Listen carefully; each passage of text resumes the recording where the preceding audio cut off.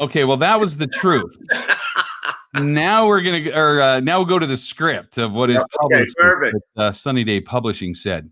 Yeah. So here we go. Take 2. Happy Friday, my friends. Happy Friday, Welcome to Facebook Live special event. I'm Coz Green, joined today by Marty Keary, author, podcaster, and entrepreneur. He's the author of Words from a Friend and host of the podcast by the same name. Yep. He's co-owner of the Daley Hospitality Group and Focus Master Fitness. He and his wife Jan have 2 children and live in upstate New York, specifically in Troy, New York. And we were visiting before we started, and he said that's the home of Uncle Sam. Home of Uncle Sam, Sam Wilson. He's buried right in the Oakwood Cemetery where I live. How far away? Right around the corner from where I live. He lives. Okay, well, you got to give us 30 seconds about Uncle Sam. Yeah. So I just thought I want you. So who was Uncle Sam? No, Uncle Sam was a gentleman named Sam Wilson, and he was a butcher here in Troy, and he helped get arms to the troops, and they were, everyone called it, hey, we're getting arms for the U.S. or Uncle Sam. So he became known as Uncle Sam. We have statues of him all over the city, and we're known for him. We have Uncle Sam Day Parade, the whole thing. And when is Uncle Sam Day Parade? In July? Yes. As it should be. Any other day or time of the year would be just sacrilegious. Exactly. And happily married for 30 years. 30 years. Great girl. Girl. She's a Troy girl. I'm a Troy guy. So you got to marry a Troy girl. I asked Marty, how long you've been married? And he said 30 years. And I said, how much of that happily? And he said, every single day. Yeah, every single minute of it. Yeah. I haven't verified that with Ken, of course, but yeah, hey, no, I'm married to a great girl. Absolutely. Absolutely. So thank you also for all of you joining us today. We've got folks tuning in from all over the country. So smash that like button. Also in the comments, tell us where you're joining us from today. Are you right there in the home area of Uncle Sam near Troy, New York, or where else are you joining us today? Go ahead and just type a little comment in there. Let us know where you're tuning in from today. New York City is the epicenter of the COVID-19 crisis here in the U.S. Yep. Let me just check in with you. What tone is there in the community up there in upstate New York?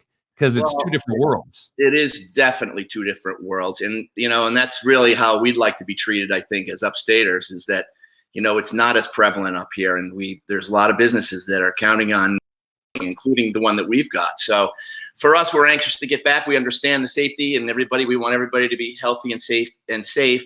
And at the same time, we want to get back to, business and serving our customers and doing what we do like everybody else. So what does the forecast look like in terms of reopening?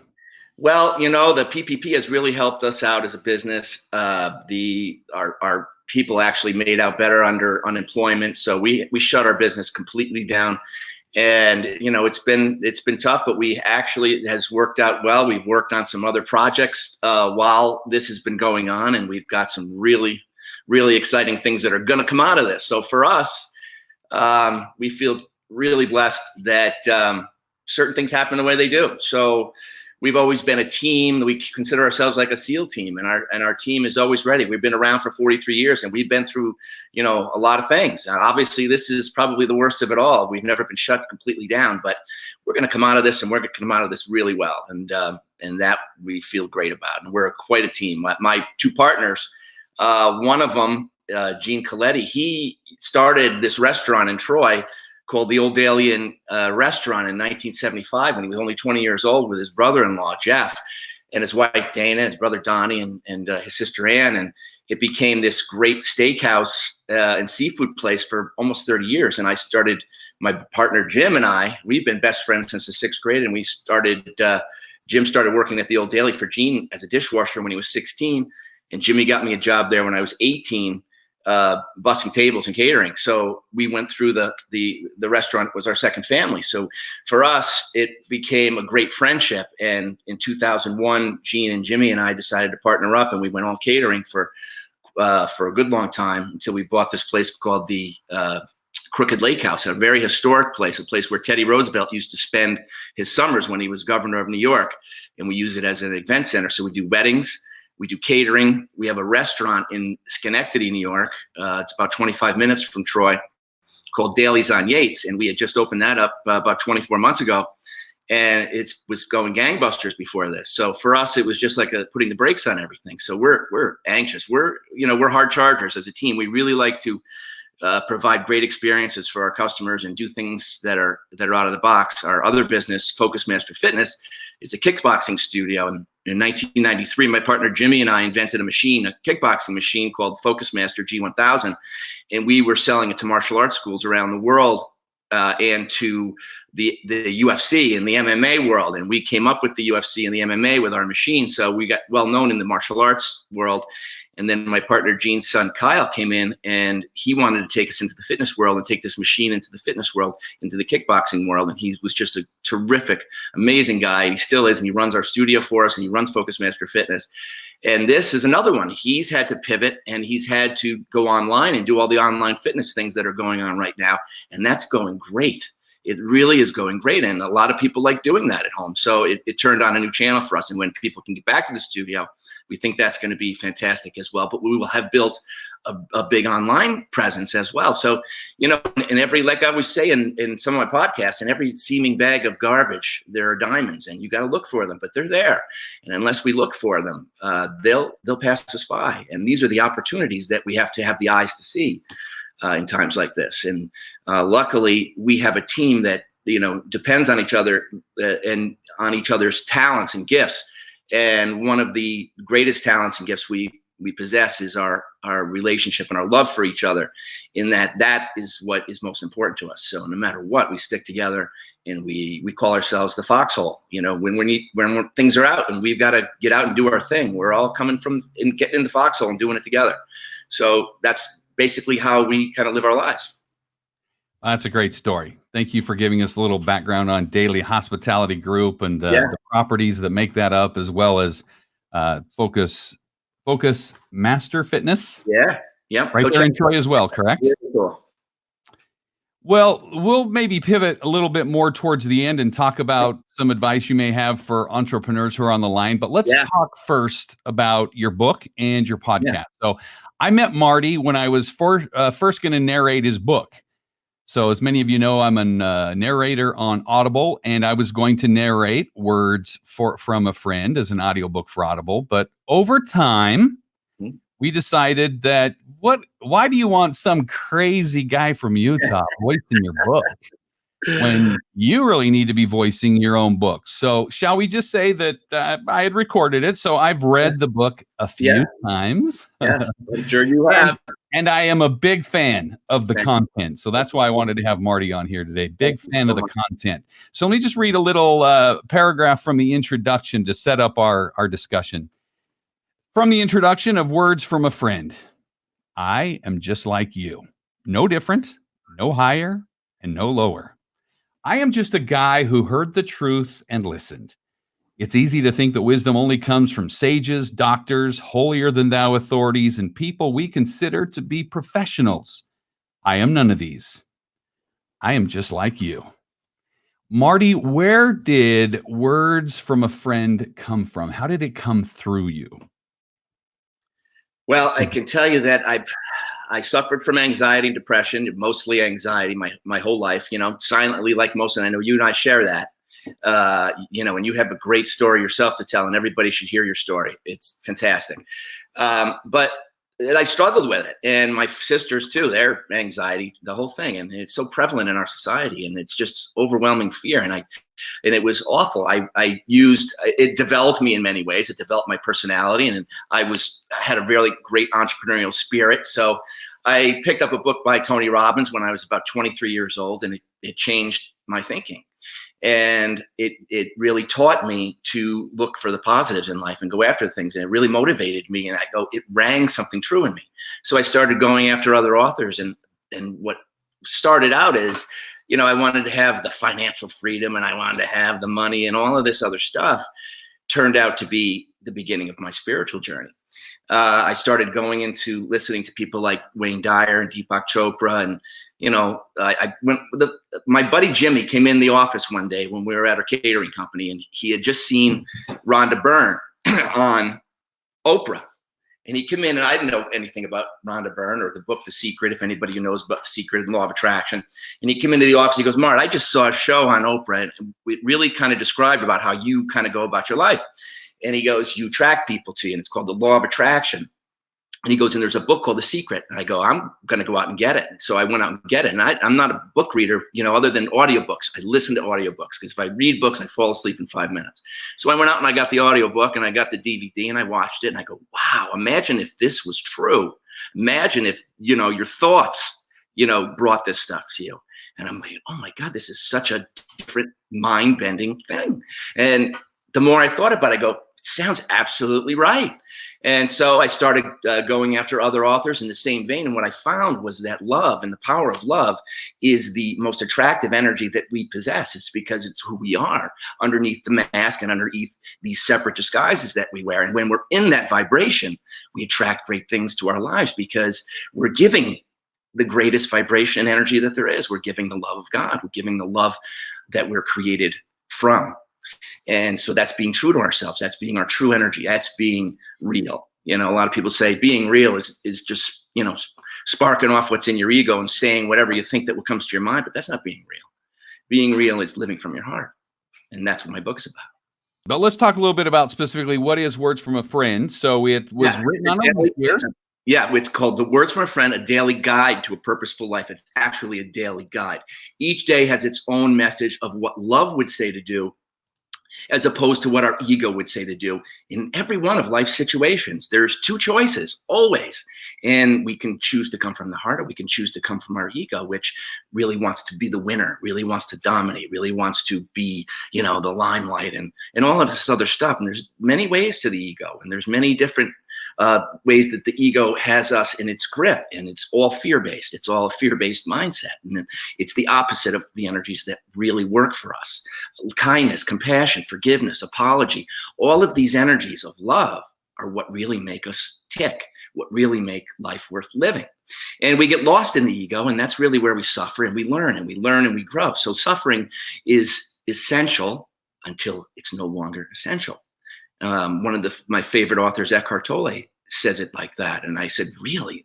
Suffering is essential only until it's no longer essential. And I said, my God, I would love to sit at the feet of somebody who knows this stuff. And the more, like I said, when I talked about The Secret, it was all about money. And it's like, oh, I'm going to learn, I'm going to attract all this money to but what it really attracted to me was clarity. And I started listening to the more spiritual authors, and I go, it's not about money at all. It's about what abundance really is. And what abundance really is knowing your true self. And living from that center is how you create a beautiful life, a meaningful life. And that's what I intend to do. And that's what my book will help you to do. It'll help you to realize the thoughts that you think many times are lying to you. Certainly self-doubt and, self-hatred and all this stuff that gets stuck in our mind, and we get churning on it. And then our imagination gets going on it and widens these things. And we start thinking in crappy scenarios, and we get stuck in that. I know I had been stuck in that for a long, long time. And I got sick of the sickness. And getting sick of the sickness is getting sick of waking up every day going, what's this day going to be like? And how am I going to do this? How am I going to take on this day? You have no strength. You have no fortitude. You have no determination. You have no perseverance because you're stuck in a low energy vibration. And we can change that. We change that through the power of love. And my book takes you one day at a time and points you right back to your own heart to answer your own questions. And there's 514 pages in my book, and each message has a call to action at the end of each page, which tells us, okay, let's be mindful of this very lesson in whatever life brings us today, and say, wow. And after a while you go, I used that the other day. I used that instead of what I would have done. I held back my tongue and I said, you know what? I'm going to give some space here because I am assuming right now something. And all the things that we do in the ego, which is full of assumption and judgment and all this other stuff that gets us into so much trouble in our relationships. It's why marriages fail. It's why we fail at friendships, because our ego gets in the way and our love isn't out front. And this place needs to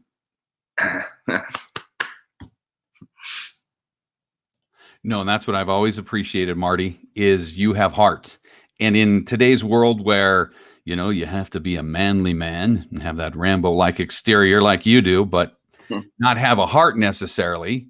I love your heart. I love that you talk so much about love, compassion, kindness.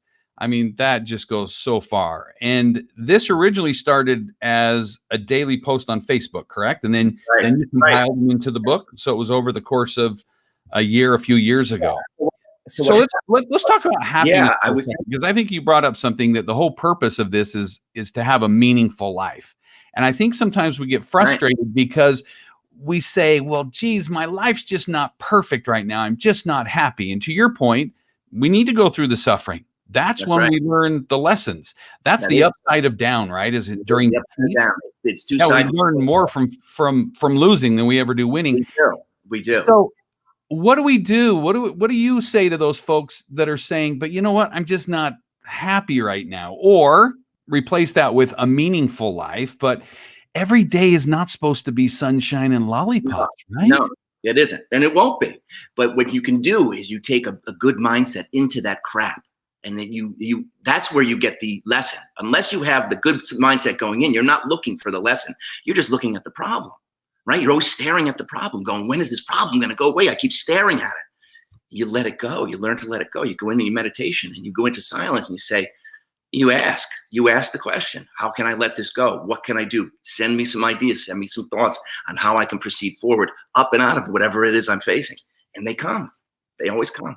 So now you've launched a podcast. You're on episode 6. Yeah. In fact, episode number 6 is on silence. It is on silence. I just listened to that again this morning. Talk about the power of solitude and silence. And we all need it. Tune out the noise. Oh my God, you've got to tune out the noise. This whole planet is full of noise. And unless you give yourself silence, you're going to get caught up in the craziness and you're never going to have your own mind. You're going to be looking at through the lens of everybody else that has an opinion rather than your own mindset that you're connected with to the divine. And people say, geez, that's what do you do in meditation? But you're just being there and you're sitting. You learn. Once you sit for a while, you learn what comes through. You quiet the ego calms down. And then all of a sudden you hear the other voice. And the other voice in your head is love. And it's your true voice. And it's the one behind our judgments and our personality and everything. It's the silent witness behind our thoughts. That's who we are. We're the love behind the human. We're the spirit in the machine, so to speak. And this is one journey of many in my belief system, is that we're eternal. So this isn't our first ride, so to speak. So we're here to make this place better. And how do we do that if we don't give our light? Only, as Martin Luther King said, only love can conquer hate. And that's true because it's the opposite spectrum. Love is all powerful. The earthly energies that we possess of hate and fear and all those are temporary. So if you learn to use your love and say, how would love look at this situation? How would love it? And love will tell you. You have to sit. You have to sit long enough to say, you have to sit long enough to know yourself. And then you'll know the best way for yourself forward. And it comes with time. And it comes with commitment. So we have these two opposing powers, darkness and light. And there, to your point, is so much darkness, whether it's in the media, the world around us, or in our own head. How do we embrace more light? How do we become more intentional every day? Yeah, it's one thing that you've got to do. And The Power of Intention was one of the best books I've ever read by Dr. Wayne Dyer. He was just hit home for me, is that if you wake up and you say, I'm the creator of my world. I am the co-creator of my world, certainly. Co-creator meaning that God, love, and I. These are the chemistry that makes it work. Is that I wake up every day and I go, how can I make a difference today? Instead of what's going to happen to me today? Two different mindsets altogether. And I used to worry. I used to wake up worrying every morning. Every morning I go worrying about, oh my God, what's going to be this way? And how's this going to work? And I can't do that. I can't see my way through. All of that I've learned to give up. And I say, I wake up every morning going, how can I give today? What can I give today? And I find that by the end of the day, I've gone through a day, and it's not always easy. It isn't. Some days you blow up and then you apologize. But the apology is what keeps you free. You don't go home knowing that I didn't apologize for being a jerk to whoever. I went home going, we made up. And I said, buddy, I'm sorry. I was out of my head. Right. And if more of us did that and said, buddy, I was in my ego. I'm sorry. I didn't mean it. It was the jerk that came out of me. And I'm sorry for that. That frees you, and it frees the other person from holding something in themselves as well. These are the things that we have to learn so that we can be free of the ego being in the driver's seat of our life. Right. It's always about love being in the driver's seat. So, Lana, commented here on Facebook. She said that she likes to ask, what would love do here? I thought, boy, that's well said. And that's kind of what you're saying, is to pause. Yes. This And is a great time. consciously ask that question. Is this the ego Yeah, getting in the way? present moment awareness. And if Eckhart Tolle is terrific about that. It's like, are you present, or are you in a past? Are you in a past worry or a memory that you're bringing back up again and feeling the same feelings? Or are you in the future worrying about an unknown future? So only in the present moment do we possess the power to create the change and plant the seeds that we need for positive change. And that's where all our power lies, in the present moment. So once we learn to be more present and sitting in silence, this helps us, because that monkey mind that I talked about in podcast 6. Let's talk about another thing that you talk a lot about in your book.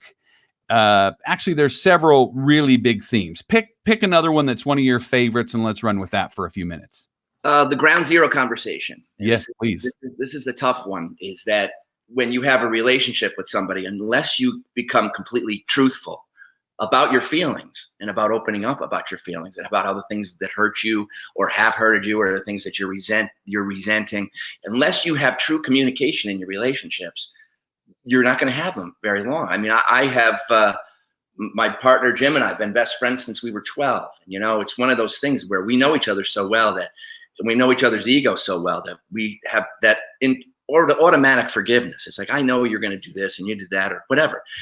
And you have that with every relationship that you're really close to and really good friends with. But a lot of times that takes work, and people don't want to work on the relationships. And this is the most important thing. And the most important thing is to learn to communicate, and to learn to communicate with your heart rather than your ego. And we all have tone, and we use tone in our communication, and it starts a lot of fights. And people don't realize that the vibe that they emit can cause a lot of problems for them, because you're attracting stuff that you're sending out. And people got to get a handle on their own energy. And the ground zero conversation is one that you come and say, listen, I love you. I want this to work. And here's what I'm thinking. And the other person can open up and go, oh, I don't want to do this and that. And this is how people can stay together. And a lot of people, 50% divorce rate, I think the ground zero conversation ahead of time is something that is needed. I'm in the wedding business, so I see a lot of brand new brides and grooms, and I say the first thing you got to do is you got to make sure that you guys love each other for who you are, and you're not 2 months down the road, you're not having to change them completely. You've got to be able to say, this person and I fit like a hand in a glove. And it's not guaranteed, nothing's guaranteed, but working on a relationship and having great communication is number one, and laughter is also number one. We talk a lot about that in the world of coaching, is to design that alliance, right? The importance of designing the relationship. And we talk about doing that with the most important people in our lives. But just imagine if we actually had that conversation with everyone. Right. We wanted to develop a relationship with why wouldn't we have that conversation with our doctor, our dentist, an ecclesiastical leader, everyone, to design the alliance to make sure we're meeting each other's expectations. Right. How do you ever get to the truth unless you do? You're living in innuendo. You're living like a high school relationship. You can't live a high school relationship and expect to be married forever. You can't. So you got to grow. And if you're not willing to grow together, you're going to grow apart. And so growing together means that you got to know what that is. And growing is done with you have to know love energy. You have to know the kindness. You have to know compassion. You have to know forgiveness. You have to be able to apologize. You have to be able to eat crow. You have to be able to do all of those things. And then the next day get up and say, I love you. Right? So this is it. You got to work on it. And it's not easy. Being human is not easy. But it is an adventure. And you've got to look at it that way and say, how can I bring my best to this adventure? And there's only one way, and that's heart. Everybody has to have some grit and some heart. And that's where it comes from. Is it the ego that then just holds us back from having more heart, or does something else get in the way? Definitely. I mean, that's it. I mean, when you're speaking from the ego, you're speaking from I, me, and mine. And when you're speaking from love, you're speaking from we, us, and, us. It's all about us. We're one family. We're disguised as separate people, but the ego loves to separate us by labels. Everybody's attached to these labels that they strap onto themselves. I'm this and I'm that. When in truth, we're none of these things. We're love in disguise. And if we get back to that basic truth, we treat each other differently. We look at each other differently. We look at each other as souls. We don't look at each other as, look at this jerk over here. That jerk is you in disguise. You're both souls. So give your best to this person. Even if they're being a jerk, you can walk away. You don't have to engage. So, but if you can help that person come down from their ledge with a little bit of love, then that's the opportunity that has been placed in front of you. Do it. We're all doing the very best we can, right? If we could do better, we would do better, wouldn't we? Yeah, no doubt. Yeah. Right? Why don't you act or act a certain way or do a certain thing? Well, if we had the knowledge or the ability, I think most people would, right? Absolutely. We are doing the very best we can. We are. And this is the thing. And one of the things that I learned from all these books and all these authors, including yourself, is that compassion is only found by understanding our own flaws. And then you can see them clearly in others. And then you have empathy for the flaws in others rather than scorning them for them and being behind somebody that's in line at the market, and your ego wants to judge them in some way or this or that or the other thing. It's endless.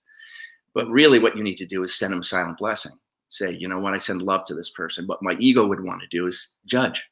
And that's what our ego loves to do, is judge. But that only comes from the lie that we're separate from each other. And to me, that's the biggest lie that we have to overcome in this world, is that we're separate from each other. Hatred is taught. Love was taught like hatred is taught. Then this place would be completely different. And that's really what I live for, is to educate people on their own love. They have it. They need to give it to themselves first in order to be able to give it to others. And I had to learn that myself. I had to love myself when I said, I have so many flaws and self-doubt and anxiety. I don't believe in myself. And yet I just kept going over that. And I just said, I'm going past it. I'm going past it. I'm going past it. And that's what every entrepreneur has to do, is they have to say, I'm risking failure every day, and saying that I'm putting my whole cojones on the line here and saying, yes, I can do this, because I know there's something in me that's going to bring me the whole way home. And if I didn't know that, then I wouldn't even take the journey. And a lot of people don't take the journey because they don't know that inside. And that's what I want to know. And you talk about, and I subscribe to this wholeheartedly, and it's something I've dealt with my whole life. We've been very personal with each other about anxieties and different feelings that we've experienced throughout our lives. We can't give something away that we don't first possess. So true. I can't give you $100 bill if I don't have $100 bill to give you. How do I give you love, compassion, kindness, and understanding? You don't know. I don't have it for myself. Exactly. So how do we develop more of that? For me, I grew up with 4 sisters and my mom. My parents divorced. You were outnumbered, huh? Well, I had estrogen all around. I literally, my mom was my hero. She passed from Alzheimer's 3 years ago. And so did her mom pass from Alzheimer's. So my portion of my book, the sale of my book, goes to the Alzheimer's Association. In fact, my daughter, Katie, she works for the Alzheimer's Association full time now because of her love for her grandmother and for her, desire to see the end of Alzheimer's come about in our lifetime. So for me, my mom was my biggest inspiration. And I saw firsthand how she overcame so many challenges. And she didn't do it by screaming and yelling and hooting and hollering. She overcame them with her heart and her faith.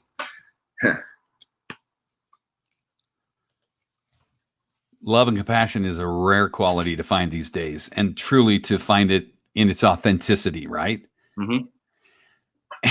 And it's difficult, I think, as a man sometimes, because we are expected to be tough, have this exterior that, we're not afraid of failure. Yeah, right. And everybody is. So, that's what you got to do. You got to say, listen, I'm going past fear. I'm going past it.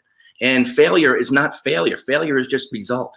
And so when you get the result that you think is a failure, say, okay, I've got some information. I got some new information. I'm going to take this information and I'm going to build upon it, or I'm going to shift. I'm going to pivot. I'm going to move.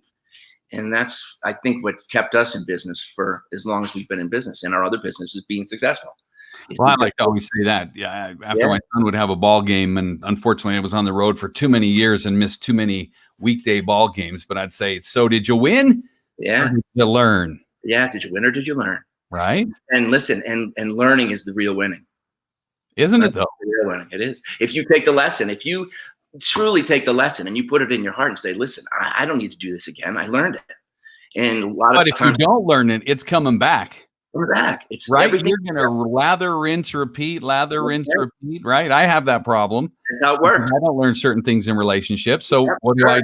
I do it all over again. Right. We got to fail faster, but then learn from it. Yeah, that's right. But you say, I'm not doing that anymore. I don't do that anymore. I tried to say that. I said, guys, I'm not going to do this anymore. And then what the heck? It's so true. It is. And that's what it's all about. It's about learning to be who you really are, and who you really are is found in your heart. Hey, if you have any comments or questions for Marty, I know we're being joined with folks up there in upstate New York. So, Marty, you have Margaret Early. Hello, Margaret.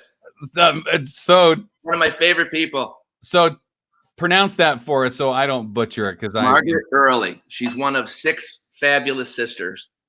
And where's she at? She's from Niskayuna here, but she's a Waterford chick by nature. Niskayuna. Okay, I wanted you to say that. Margaret, do you have a question for young Martin? Well, young Martin's not there. This is the older version. Yeah, the experienced, the one who's got a few. My dad is 82. He's also a Martin. I'm Martin the Third. Martin the Third. Awesome. Margaret says hi, Marty and Coz, and then she says, hey, "Go 40ans." See, she's from Waterford. Oh, gotcha. I'm a bird boy, Lansingburg. Very good. That's awesome. Let's talk for just a second about what you're learning through all this about business, right? So I appreciate you giving us that overview of words from a friend. So whether that is as a book or as a podcast. So if you would love a copy of Words from a Friend, it's available on Amazon. And then the podcast is available wherever you get your podcast, Stitchers, iTunes, Apple, and the like. So let's talk a little bit about what you've learned through this whole COVID-19 experience about retooling your business. You and I off the air talked about some exciting things that are coming, and you can't quite talk about those yet. Yeah, but rather than just sit there with this myopic view and say, we're done, right? We're closed up, and, in the hospitality business. Yeah, right. Yeah. We're effectively screwed, but you've started retooling it. Yeah, it's not in our language. We never say we're going to sit back and let anything happen to us.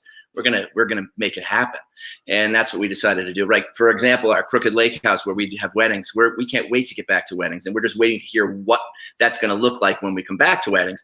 But in the meantime, we're doing the whole top floor of the old hotel over, bridal suite, salon for the bride, what we call a groom cave for the groom. We like to put things over the top for people. What's in the groom cave? I can only imagine. It's going to be great. Believe me, because there's some grooms building it, and I'm one of them. So if you're coming to the Crooked Lake House for your wedding, it's going to be over the top. You're going to love it. So you've only been a groom once, though. You should ask a guy that's been a groom a couple of times. I can give you more.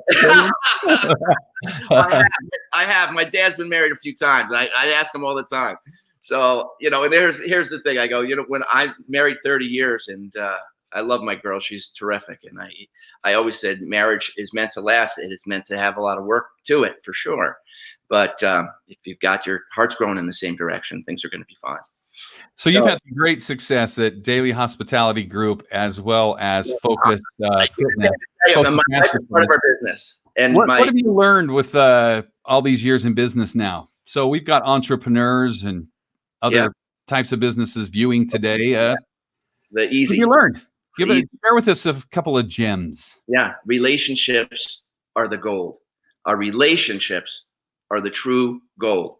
So who can you count on when stuff like this goes on? You can count on the people that they can count on. Integrity is so important. When you're a business, if you don't have integrity, people can't count on you. You don't do what you say, then you're going to be lost in the shuffle. You're not going to be in business very long. If you do what you say and you do what you promise you're going to do and you fulfill your promises, that's why we've been around for so long. So you've got to make sure that your relationships are sound, and that we've called out to all of our brides and all the people that have been flooding us with, great messages, how they want to come back and all of this stuff. And we can't wait. We cannot wait to get our brides back up and running, our restaurants back up and running. But in the meantime, we're entrepreneurs, and we are hard chargers, and we've got some stuff in the pipes that's going to be really cool for a lot of people. So I can't wait till you can actually tell folks about that. I almost let the cat out of the bag, but I know I had some insider information. Don't worry, I'm not going to Wall Street. I know Marty's not necessarily going, an IPO or anything, so no insider trading here. But some good things are coming down the pike. Yeah, because of relationships. Right? So you might be able to help another business who parts of your business that we may end up partnering with, and we hope so, because they're terrific people, and we were able to help them in their pinch. And that's how we got the Crooked Lake House. We were after this place, and this place is so historic. Teddy Roosevelt, when he was governor of New York, he lived there for 4 summers in a row. It was just a little roadside hotel, and then in the 30s, the ballrooms were built on this big, beautiful stone structure, 2 grand ballrooms, still fresh from the 1940s. And we had all the big bands play there. Tommy Dorsey, Benny Goodman, Glenn Miller, Guy Lombardo. They all played there. Jack Kennedy stumped there. Liz Taylor and Richard Burton was one of their secret hideaways in upstate New York. They'd come in on a seaplane in the 50s when they'd film in New York, and they'd fly back out on Mondays. And Al Kuhn, who owned the building for the longest, he would hide them in the hotel and bring them food and booze until they left. And she later wrote about it in her memoirs, about her fond times at Crooked Lake. So we're so happy, and we're so blessed that, for us, it's like we trust that God has us in his hands. And when did you acquire Crooked Lake? 2010. So we looked at it in 2005 as a younger catering company, and it was out of our reach at the time. But then in 2009, a guy called our office in Troy, and he said, "I'm a friend of the guy that owns the Crooked Lake House, and he's in a bit of a jam. He had gotten divorced with his wife, and everything kind of fell apart. And it's a big, big place to run if you don't have experience." And he was How big is it? It's 30,000 square feet. And so. Wow. And it sits on how many acres? It sits on 4 acres, but right on the water of Crooked Lake. And it's this beautiful little lake in upstate New York, 2.5 hours north of the city. And it's just a beautiful little town, very peaceful. So I think for a lot of people that think of New York, that have never been to upstate New York, it is we're a different world. And it's beautiful. Right. When you said you're 2.5 hours out of the city? We're 2.5 hours out of the city north, and we're on the road, right, the route to the Adirondacks and all that, and right near Albany's the capital. We're right across the river from Albany. So, but the Crooked Lake House came to us because this guy that owned it, he was in trouble, and his friend from his church called our office and said, "Can you help this guy with his last 2 weddings? Everybody wants to hang him high, and he's got to do them, or there's going to be a ton of people after the poor guy." So he had lost a lot of stuff by that point, but we went up and we helped him clean the place up, and we said we'd do the last 2 weddings for him, and we did. And we pulled him off, and it came time where it was apparent that it was going to go under, and we ended up getting the place because we helped the guy. So that's why we're there. And we're there because a couple of other friends financed us and helped us there. A guy named Paul Schroeder and his wife Beth, and we wouldn't be there without them. And that's another relationship that helped us to get where we are. So we are very, very pro friendship as part of every relationship goes, and that's always served us. It's always served us, and we are a company that if people ask you about the Old Daley Inn, they're going to put a smile on their face because it's one of their favorite places to go and their favorite people to see, because we're friends of friends, and that's how we do it. Well, I know you've got a great legacy with the properties that you run and the great things you do. I can't think of a better business to be in than hospitality, other than right now. Yeah, other than right now is right. Oh. And I want to thank my wife and my partner Jim's wife and Jean's wife, because they've been part of this business. They're just fabulous. The women in our organization, man, they are just so top notch. And they're the ones. I call them my work wives, and I go, listen, they just tell me what to do. I'm more like a Stepford husband. They just tell me what to do. All right, and I'm happy. Just give me a list. So I find it's much easier that way. What final thoughts do you have for us today that you can share from one of your most recent podcasts, or a day in your 366 days in words from a friend that you can close with today? Well, what I would really like to do is give a happy Mother's Day to all the moms out there. And you're so important. And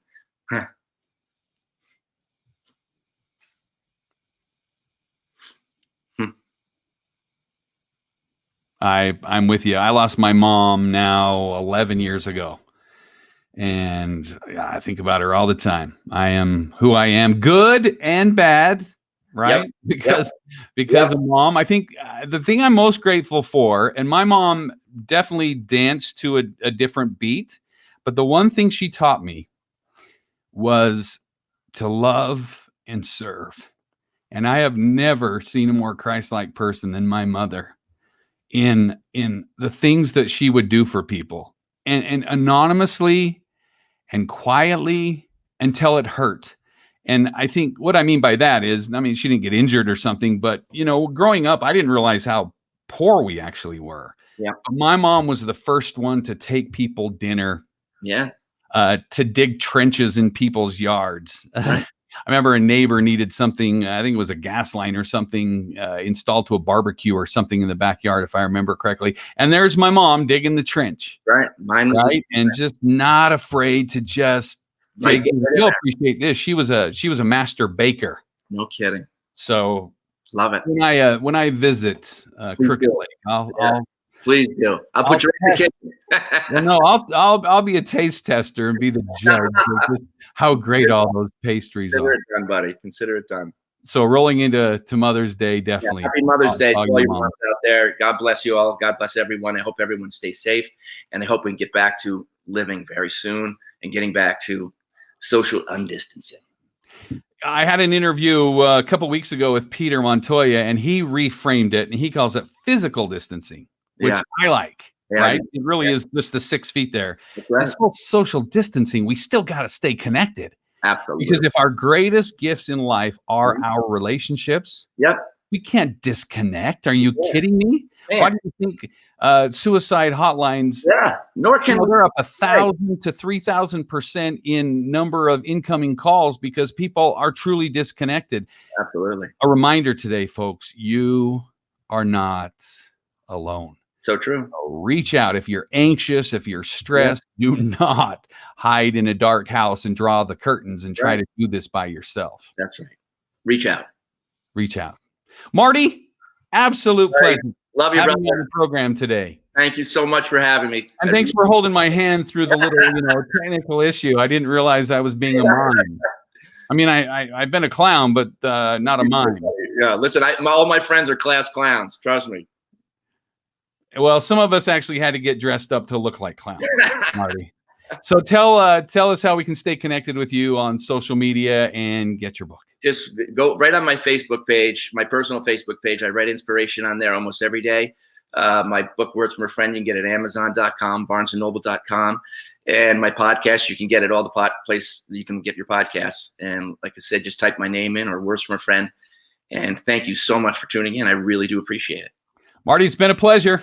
Thank you very much. Wonderful weekend. And I can't wait till this is all over and the travel ban is lifted because I'm coming to upstate New York. So I'll roll out the red carpet, buddy. Leave a light on for me, all right? I will. God bless. God bless. Have a great day, everybody. And thanks for tuning in. We'll see you next time. Bye.